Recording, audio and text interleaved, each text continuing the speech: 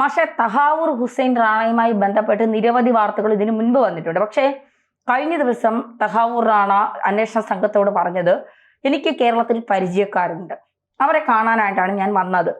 ഈ മുംബൈ ഭീകരാക്രമണത്തിൽ എനിക്ക് പങ്കില്ല, എല്ലാം ചെയ്തത് ഡേവിഡ് ഹെഡ്ലിയാണ്, എനിക്കിതിൽ പങ്കില്ല. ഒരു നടിയുടെ പേര്, ഒരു ജഡ്ജിയുടെ പേര്, ഒരു പോലീസ് ഉദ്യോഗസ്ഥന്റെ പേര്, നിരോധിക്കപ്പെട്ട ചില സംഘടനയുടെ ആളുകൾ, അങ്ങനെ കുറച്ച് പേരുടെ കാര്യങ്ങളൊക്കെ ഇതിനു മുന്നേ പുറത്തു വന്നതാണ്. നടിയുടെ വീടുകളിൽ റെയ്ഡ് നടത്തി NIA, അതിന്റെ സ്ഥിരീകരിച്ചിട്ടുള്ള റിപ്പോർട്ടുകളൊന്നും. ഇപ്പോൾ നടി NIAയുടെ കസ്റ്റഡിയിലാണ് എന്നൊക്കെയുള്ള വാർത്തകൾ വരുന്നുണ്ട്. എത്രത്തോളം ശരിയാണെന്നറിയില്ല. അപ്പോ എന്തായിരിക്കും പെട്ടെന്നുള്ള ഈ കാലുമാറ്റത്തിനുള്ള രക്ഷപ്പെടാൻ കഴിയുമെന്ന് റാണയെ ആരെങ്കിലും തെറ്റിദ്ധരിപ്പിച്ചിട്ടുണ്ടോ? നമുക്ക് ഊഹിക്കാൻ പറ്റുന്നതിന് അപ്പുറത്താണ് ആ ചോദ്യത്തിൻ്റെ ഉത്തരം എന്ന് പറയുന്നത്. കാരണം ഒന്ന്, ബോംബെ ഭീകരാക്രമണം കഴിഞ്ഞ് അതുമായി ബന്ധപ്പെട്ട് അതിൽ ഏറ്റവും പ്രമുഖനായിട്ടുള്ള പങ്കാളി എന്ന നിലക്ക് റാണയെ കണ്ടെത്തുകയും അമേരിക്കയുടെ കയ്യിൽ നിന്ന് ഇന്ത്യയുടെ അന്താരാഷ്ട്ര നയതന്ത്ര ഇടപെടലിൻ്റെ ഫലമായിട്ട് അദ്ദേഹത്തെ അമേരിക്കയിൽ നിന്ന് ഇന്ത്യയിൽ കൊണ്ടുവരാനും ഇന്ത്യയിൽ കൊണ്ടുവന്ന് അന്വേഷണം നടത്താനും തയ്യാറായ സാഹചര്യത്തിലാണ്, അല്ലെങ്കിൽ നടന്നുകൊണ്ടിരിക്കുന്ന സമയത്താണ് കാശ്മീരിൽ വീണ്ടും ഭീകരാക്രമണം ഉണ്ടാകും. അപ്പോൾ ഈ രണ്ട് ഭീകരാക്രമണവും തമ്മിൽ ഉള്ള ബന്ധം ഇതിൻ്റെ പശ്ചാത്തലത്തിൽ പരിശോധിക്കപ്പെടും എന്ന് തന്നെയാണ് കണക്കാക്കപ്പെടുന്നത്. റാണ പറയുന്നത് എന്താണെന്ന് വെച്ചാൽ, ഞാൻ നിരപരാധിയാണ്, എനിക്കിതുമായിട്ട് യാതൊരു ബന്ധവുമില്ല, എല്ലാം ഹെഡ്ലിയാണ് ചെയ്തിട്ടുള്ളത്. അപ്പോൾ ഇനി അതിന് ഉത്തരം കണ്ടെത്തണമെങ്കിൽ ഹെഡ്ലിയെ പിടികൂടണം. ഇതുവരെയും പക്ഷേ അദ്ദേഹത്തെ പിടികൂടാനോ നമ്മുടെ കസ്റ്റഡിയിൽ എത്തിക്കാനോ പറ്റുന്ന ഒരു സാഹചര്യം സൃഷ്ടിക്കപ്പെട്ടിട്ടില്ല. ഒരുപക്ഷെ അത് ഭാവിയിൽ സംഭവിച്ചേക്കാം. അന്ന് മാത്രമാണ് റാണ പറയുന്നത് പൂർണ്ണമായിട്ട് ശരിയാണോ ഇല്ലെന്നുള്ള കാര്യം നമുക്ക് മനസ്സിലാക്കാനായിട്ട് പറ്റുന്നത്. അതല്ലാതെ അദ്ദേഹം കാലുമാറിയെന്നോ അദ്ദേഹം നേരത്തെ എടുത്തിരുന്നതായിട്ടുള്ള നിലപാടിൽ നിന്ന് പിന്നാക്കം പോയെന്നൊന്നും ഇതിന് അർത്ഥമില്ല. അദ്ദേഹം നേരത്തെ ഇവരുടെ കസ്റ്റഡിയിൽ വരുന്ന സമയത്ത് അന്ന് മുതൽ പറയുന്ന ഒരു കാര്യം ഇത് തന്നെയാണ്, എനിക്കിതുമായിട്ട് യാതൊരു ബന്ധമില്ല എന്നുള്ളതാണ്. പക്ഷേ ഇന്ത്യയുടെ പല ഭാഗങ്ങളിൽ ഞാൻ സഞ്ചരിച്ചിട്ടുണ്ട്, പലവരോട് സംസാരിച്ചിട്ടുണ്ട്. അവരൊക്കെ എൻ്റെ സുഹൃത്തുക്കളാണ്. ആ സൗഹൃദ ബന്ധത്തിൻ്റെ അടിസ്ഥാനത്തിൽ ഉള്ള സന്ദർശനങ്ങൾ മാത്രമായിരുന്നു അത് എന്ന് സ്ഥാപിക്കാനാണ് അദ്ദേഹം ശ്രമിച്ചുകൊണ്ടിരിക്കുന്നത്.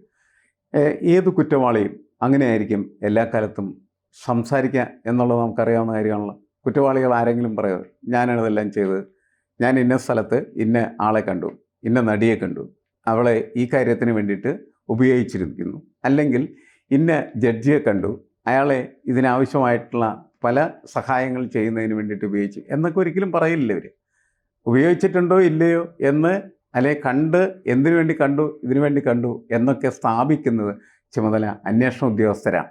അവർ ചോദ്യം, ഇപ്പോൾ 8 മണിക്കൂറോളമാണ് യഥാർത്ഥത്തിൽ ഈ ഓഫീസിൽ ഇദ്ദേഹം ചോദ്യം ചെയ്യലിന് വിധേയമായി.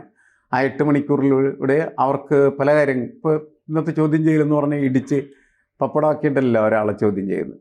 ശാസ്ത്രീയമായിട്ട് ഒരു ചോദ്യം ചോദിക്കും, അതിൻ്റെ യുക്തിപരമായിട്ട് ലഭ്യമാകുന്നതായിട്ടുള്ള ഉത്തരത്തിൽ നിന്ന് അടുത്ത ചോദ്യങ്ങളിലേക്ക് പോകും. അങ്ങനെ ചോദ്യങ്ങളുടെ ശൃംഖലകളിലൂടെ സഞ്ചരിച്ച് പോകുമ്പോൾ ഉദ്യോഗസ്ഥർക്ക് ആവശ്യമുള്ളതായിട്ടുള്ള അറിവുകൾ കിട്ടിക്കൊണ്ടിരിക്കും എന്നുള്ളതാണ് ഈ ചോദ്യം ചെയ്യലിൻ്റെ പ്രത്യേകത. അതാണ് ശാസ്ത്രീയമായിട്ടുള്ള ചോദ്യം ചെയ്യലെന്ന് പറയുന്നത്. അതിലൂടെ ഏതൊരു കുറ്റവാളിയുടെയും മനസ്സിനകത്ത് അയാൾ അമർത്തി വെച്ചിരിക്കുന്ന, ഒളിച്ചു വെച്ചിരിക്കുന്നതായിട്ടുള്ള രഹസ്യത്തിൻ്റെ പൂട്ട് തുറക്കാനും അങ്ങനെ കാര്യങ്ങൾ മനസ്സിലാക്കാനും അന്വേഷണ ഉദ്യോഗസ്ഥർക്ക് കഴിയും എന്നുള്ളതാണ്.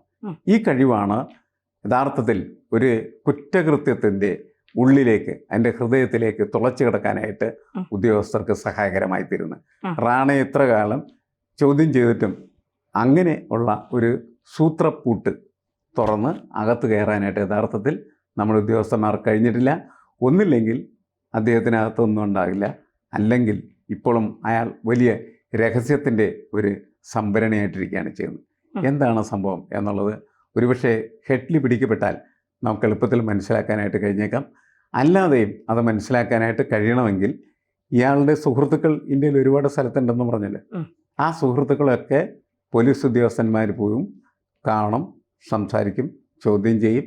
ചിലപ്പോൾ എല്ലാ രീതികളിലുള്ള ചോദ്യം ചെയ്യലിനെ അവർ വിധേയമാക്കും. അവരിൽ നിന്ന് എന്തെങ്കിലും ചീളുകൾ തെറിച്ച് കിട്ടിയാൽ, കാരണം കുറ്റവാളികൾ സമർത്ഥരാണ്, അവരെ എളുപ്പത്തിൽ നമുക്ക് ചോദ്യം ചെയ്ത് അവരിൽ നിന്ന് രഹസ്യങ്ങൾ തോണ്ടിയെടുക്കൽ ബുദ്ധിമുട്ടുള്ള കാര്യമാണ്. പക്ഷേ കുറ്റവാളികളുടെ സഹായികൾ എന്ന് പറയുന്നത് ദേ ആർ നോട്ട് പ്രൊഫഷണൽസ്. അവർ പ്രൊഫഷണൽസ് അല്ല. അതുകൊണ്ട് തന്നെ അവർ പറയുന്ന പല കാര്യങ്ങളും പറയുന്നത് എളുപ്പത്തിൽ രഹസ്യങ്ങളിലേക്ക് കടന്നു കയറാനായിട്ട് സഹായകരമായിട്ടുള്ള സൂചനകളായിരിക്കും. അപ്പോൾ ആ സൂചനകൾ ലഭ്യമായി കഴിഞ്ഞാൽ ചിലപ്പോൾ ഈ റാണ പറയുന്നത് ശരിയാണോ തെറ്റാണോ എന്ന് ഉദ്യോഗസ്ഥന്മാർക്ക് കണ്ടെത്താനായിട്ട് കഴിഞ്ഞേക്കും എന്നേ നമുക്കിപ്പോൾ ഒരു വിലയിരുത്തൽ നടത്താൻ പറ്റും. പക്ഷേ കുറച്ച് ദിവസങ്ങൾക്ക് മുൻപ് തൻ്റെ കുടുംബാംഗങ്ങളുമായി സംസാരിക്കണം, തനിക്ക് രോഗങ്ങളുണ്ട്, ചെറുകുടലിൽ ചില രോഗങ്ങളുണ്ട്, താൻ എപ്പോൾ വേണമെങ്കിലും മരിക്കാൻ സാധ്യതയുണ്ട്, അതുകൊണ്ട് തനിക്ക് കുടുംബാംഗങ്ങളുമായി സംസാരിക്കണം എന്നൊക്കെ പറഞ്ഞ് റാണ ഒരു ഹർജി കോടതിയിൽ, ഇന്ത്യയിലെ തന്നെ കോടതിയിൽ ഫയൽ ചെയ്തിരുന്നു. അതിനുശേഷം നമുക്ക് നിങ്ങളുടെ കുടുംബാംഗങ്ങളെ കാണിക്കാം, പക്ഷെ ചില ചോദ്യങ്ങൾക്ക് കൂടി ഉത്തരം കിട്ടേണ്ടതുണ്ട്. അതിനുശേഷമാണ് ഇപ്പം ഈ പുതിയ വിവരങ്ങൾ പുറത്തു വരുന്നത്. ഈ ഒരു ജഡ്ജി ഒരു ഭീകരാക്രമണത്തിലെ സൂത്രധാരനുമായ അദ്ദേഹത്തിന് പേഴ്സണൽ നമ്പറിൽ വിളിക്കുക, അതും കേരളത്തിലെ ഒരു ഉന്നത സ്ഥാനത്തിരിക്കുന്ന ജഡ്ജി. അപ്പോൾ നിയമവ്യവസ്ഥയിൽ വരെ ഈ ഭീകരർക്ക് കൈകടത്താൻ കഴിയുമെന്നല്ലേ അത് നമ്മളെ കാണിച്ചു തരുന്നത്. അതിൻ്റെ പ്രത്യേകത എന്താ വെച്ചാൽ, ഭീകരരൊരിക്കൽ പോലും ഭീകരരാണ് എന്ന നിലക്ക് വെളിപ്പെട്ടുകൊണ്ട് എക്സ്പോസ് ചെയ്തുകൊണ്ടല്ലല്ലോ ആളുകളുമായിട്ട് ബന്ധം സ്ഥാപിക്കുന്നത്. ആളുകളുമായിട്ട് സൗഹൃദ ബന്ധം തന്നെയാണ് സ്ഥാപിക്കുന്നത്. അപ്പോൾ അവരെപ്പോഴും ചെയ്യുന്നത് എന്താണെന്ന് വെച്ച് കഴിഞ്ഞാൽ, അവർക്ക് ഉപയോഗമുള്ള ആളുകൾ, ആ ആളുകളുമായിട്ട് പേഴ്സണൽ റിലേഷൻസ് ഉണ്ടാവും. ഈ പേഴ്സണൽ റിലേഷൻസ് അല്ലെങ്കിൽ വ്യക്തിപരമായിട്ടുള്ള ബന്ധങ്ങൾ ഉപയോഗിച്ചിട്ടാണ് പലപ്പോഴും അവർക്ക് ആവശ്യമുള്ളതായിട്ടുള്ള രഹസ്യങ്ങൾ ചോർത്തിയെടുക്കുകയും ആ രഹസ്യങ്ങളിലൂടെ അവർ നടപ്പിലാക്കേണ്ടതായിട്ടുള്ള ഗൂഢപദ്ധതികൾ നടപ്പിലാക്കാൻ അവർക്ക് കഴിയുകയും ചെയ്യുന്നത്. ഇതിപ്പോൾ ചാരക്കേസുകൾ, നമ്മൾ ലോകത്ത് നടന്നിട്ടുള്ള ചാരക്കേസുകളൊക്കെ പരിശോധിച്ചാൽ ചാരസുന്ദരികൾ എന്താണ് ചെയ്തുകൊണ്ടിരിക്കുന്നത്?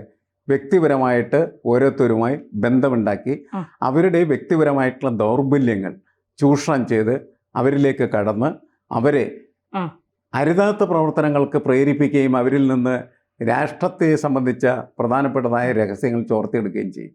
അങ്ങനെ ചോർത്തിയെടുക്കപ്പെട്ടതിൻ്റെ ഫലമായിട്ടാണ് പല ഈ ചാരപ്രവർത്തനങ്ങളും രാജ്യത്തിൻ്റെ വിധ്വംസക പ്രവർത്തനങ്ങൾക്ക് കാരണമായി മാറിയിട്ടുള്ളത്. അവിടെ വ്യക്തിബന്ധങ്ങളാണ് ഇതിൻ്റെ അടിത്തറ. അപ്പം അതുകൊണ്ട് വ്യക്തിബന്ധങ്ങൾ എന്ന് പറയുന്നത് ഈ ചാരപ്രവർത്തനത്തിൽ ഏർപ്പെടുന്നതായിട്ടുള്ള മനുഷ്യർ സാധാരണ രീതിയിൽ പ്രാഥമികമായി ചെയ്തു വെക്കുന്നതായിട്ടുള്ള ഒരു പ്രക്രിയയാണ് എന്നാണ് നമ്മൾ മനസ്സിലാക്കേണ്ടത്. അതിൽ ജഡ്ജി വരും, ചിലപ്പോൾ കളക്ടർ വരും, സിനിമാ നടിയും അതേപോലെ തന്നെ നടന്മാരും, അങ്ങനെയൊക്കെയുള്ള മേഖലകൾ വളരെ എളുപ്പമാണ് അവരുമായിട്ട് ബന്ധം സ്ഥാപിക്കാൻ. ആരാണ് ഇവരൊക്കെയായിട്ട് ബന്ധം സ്ഥാപിക്കുന്നത് വെച്ചാൽ സമ്പന്നരായിട്ടുള്ള ആളുകളാണ്. അപ്പോൾ സമ്പന്ന തലത്തിൽ നിൽക്കുന്ന ഒരു വ്യക്തി എന്ന ഒരു ക്രെഡിബിലിറ്റി റാണ ഉണ്ടാക്കിയെടുത്തു കഴിഞ്ഞാൽ റാണയ്ക്ക് ഇത്തരത്തിലുള്ള ബന്ധങ്ങളൊക്കെ വളരെ എളുപ്പത്തിൽ ഉണ്ടാക്കാൻ കഴിയുമായിരുന്നു. അങ്ങനെ അദ്ദേഹം ആ ബന്ധങ്ങളൊക്കെ ഉണ്ടാക്കിയിട്ടുണ്ട് എന്ന് തന്നെയാണ് നമ്മൾ കരുതേണ്ടത്. എനിക്ക് യാതൊരു ബന്ധമില്ല എന്ന അദ്ദേഹത്തിൻ്റെ ഈ പ്രഖ്യാപനം സ്വാഭാവികമായിട്ട് കുറ്റവാളികൾ നടത്തുന്ന ഒരു പ്രഖ്യാപനം മാത്രമായിട്ട് നമ്മൾ കണക്കാക്കേണ്ടതുള്ളൂ. ഇദ്ദേഹം കുറ്റവാളി അല്ലെങ്കിൽ പിന്നെന്തുകൊണ്ട് അദ്ദേഹം അമേരിക്കൻ ജയിലിൽ എത്തിച്ചേർന്നു എന്ന് പറഞ്ഞ ചോദ്യം ഉണ്ടല്ലോ, അവിടെ നിന്നാണല്ലോ നമ്മളിങ്ങോട്ട് കൊണ്ടുവരുന്നത്. അപ്പം എന്തായാലും ഏതെങ്കിലും തരത്തിലുള്ള കുറ്റകൃത്യത്തിൻ്റെ ശൃംഖലകളിൽ ഒരാൾ തന്നെയായിരിക്കും റാണ എന്നുള്ള കാര്യത്തിൽ തർക്കമില്ല. ആ റാണയ്ക്ക് ഇന്ത്യയിൽ നടത്തിയ ഭീകരാക്രമണമായിട്ട് എന്ത് ബന്ധമുണ്ട് എന്ന് കണ്ടെത്തി തെളിയിക്കേണ്ട ചുമതല എന്ന് പറയുന്നത് യഥാർത്ഥത്തിൽ നാഷണൽ ഇൻവെസ്റ്റിഗേറ്റീവ് ടീമിൻ്റെ തന്നെയാണ്. അവർ ചെയ്യട്ടെ എന്നാൽ നമുക്ക് കാത്തിരിക്കാം.